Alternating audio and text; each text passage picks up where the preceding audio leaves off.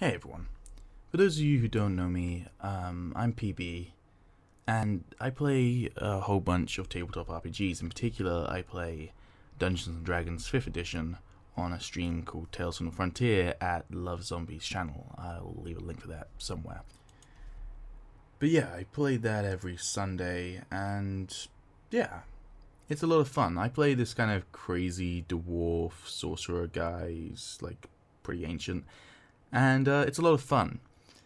On the most recent stream last Sunday, someone in chat asked me whether I could make a couple of videos explaining stuff to do with tabletop RPGs.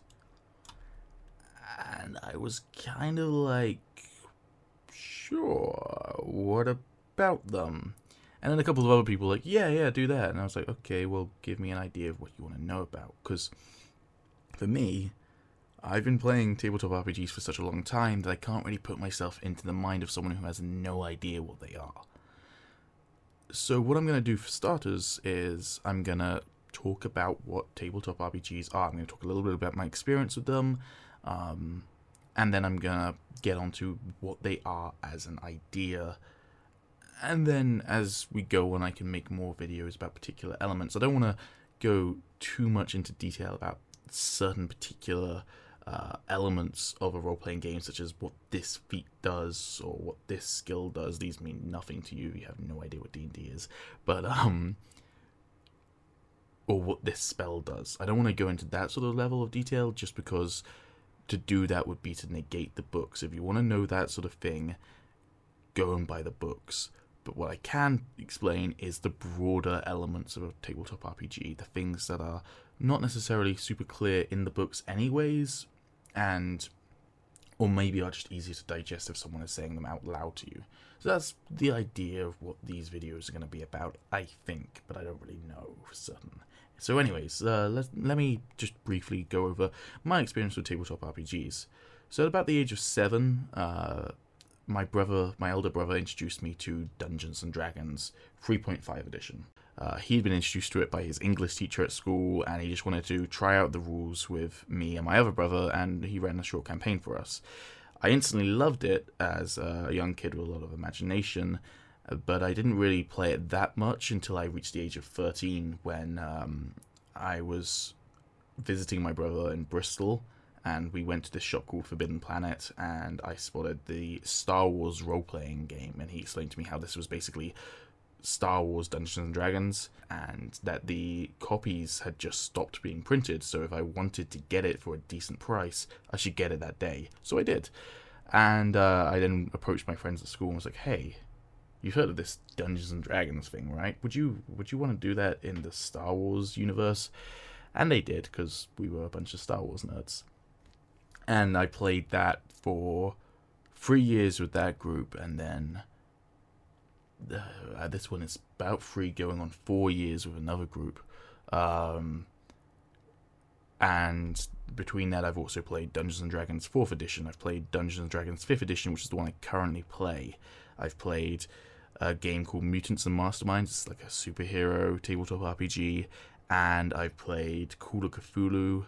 I've played Star Wars Edge of the Empire, which is the new Star Wars tabletop RPG.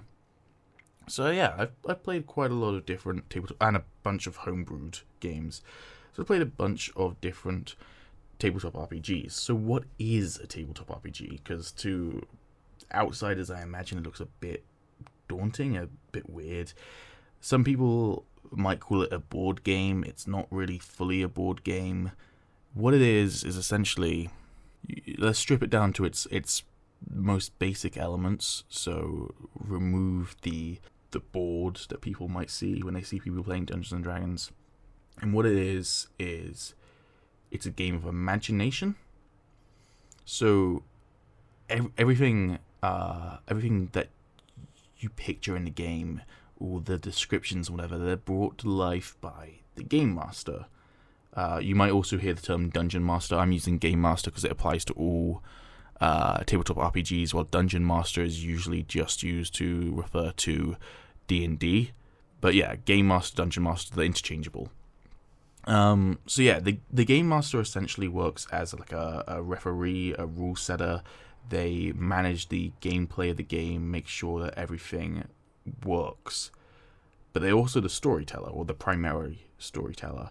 I prefer to think of everyone in the group as storytellers because the players also help tell the story, but the game master is the primary storyteller. They're the one who chooses the world, chooses the stories, chooses the quests, and chooses the characters that the players interact with, the non-player characters.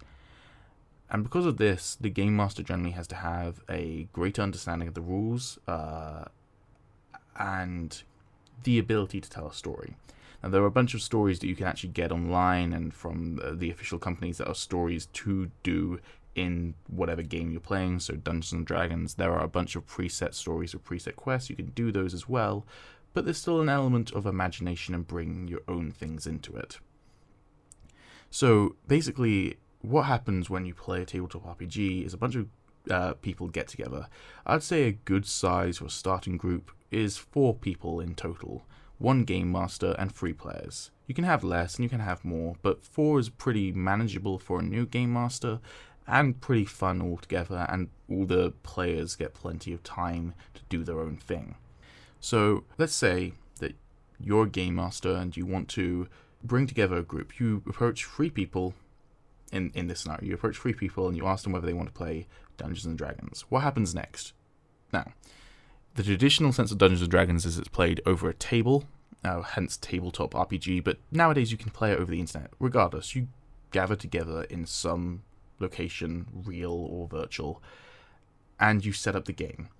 Now, like I said, let's strip it down to its brass tacks. All you need is paper, pen, and dice. What you do then is you create your character, and the main piece of paper you'll see in front of every player, if you ever watch a Dungeons and Dragons game, is the character sheet.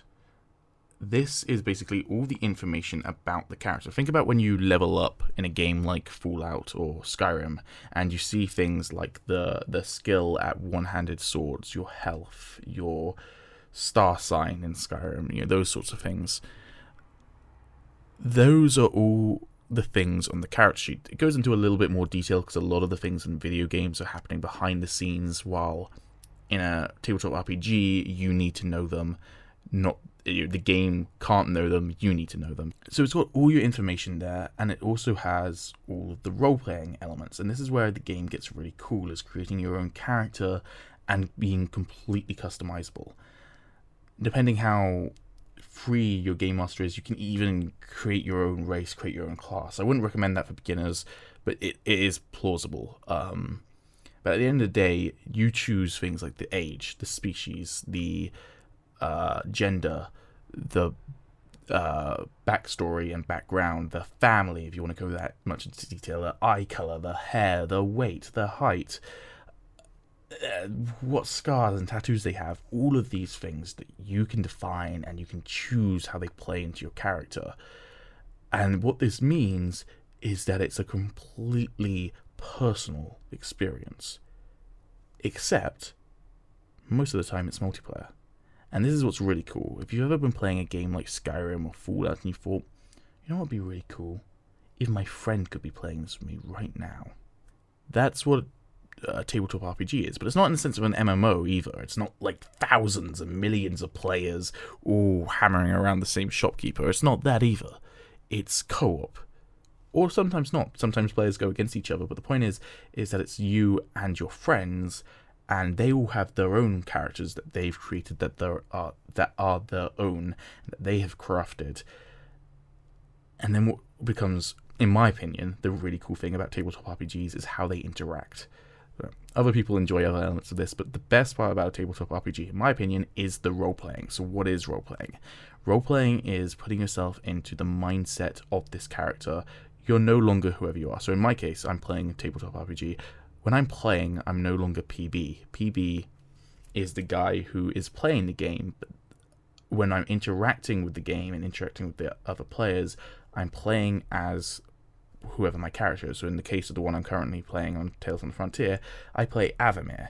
So PB is the guy who talks like this, and then Avamir is the guy who talks like this. It's a different voice, it's a different persona, different outlook on life, different opinions, all of that. And so what you can do is you can make it completely different to yourself and play it and see how it interacts with other characters. Or you can roleplay someone very close to the real you. That's totally fine too. The idea of it is that you can be whatever you want to be. And if you want to play as essentially yourself but in a fictional world, that's cool too. So we talked briefly about the paper, the character sheet. There's the other element, which is the dice. And the dice, I will, I guess, go into more detail in another video, but the dice, there's a lot of them, and that can be also daunting, I think, is the fact that they look weird. So you got the really bog standard dice, the dice that everyone knows, the 6-sided dice. You know, it's got 1 through to 6, 1, 2, 3, 4, 5, 6. It's a cube. That's a dice, right? Everyone knows that. But in in tabletop RPGs, you've got a whole different bunch of dice, and different games use different dice as well, and they could say, you know, you don't need this dice, or they could say, oh, you need this dice with custom faces on it, forget numbers. Those can also be daunting. So what I'm going to do is I'm going to talk about that more in another video, but just a brief overview of the standard dice you get in a tabletop RPG, and if you go to a hobby store and buy some dice, the chances are you'll get this set. So you'll get 1d4, and that stands for 1 4-sided dice. 1, 2, 3, 4. It's the one that looks like a triangle-based pyramid. And then you got the d6, the 1 6-sided dice. 1, 2, 3, 4, 5, 6. It looks like a cube. You got the 1d8, 8-sided dice. Usually when you buy a set, you'll get 2 d10s, 2 10-sided dice. Then you'll get a 12-sided dice and a 20-sided dice. And arguably in standard, the standard system for tabletop RPGs is called the D20 system. And what that means is that the majority of the dice that you will roll, the most important dice in the game, is the 20-sided dice. That's just a quick overview of the dice. What they do in the game is they define what you can and can't do, and how likely you are to do it, and how well you do it.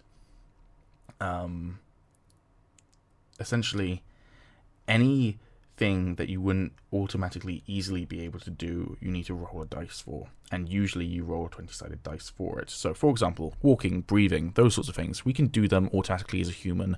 We can do it on autopilot. We don't need to think about breathing. We don't need to think about walking. So those are absolutely fine. No difficulty.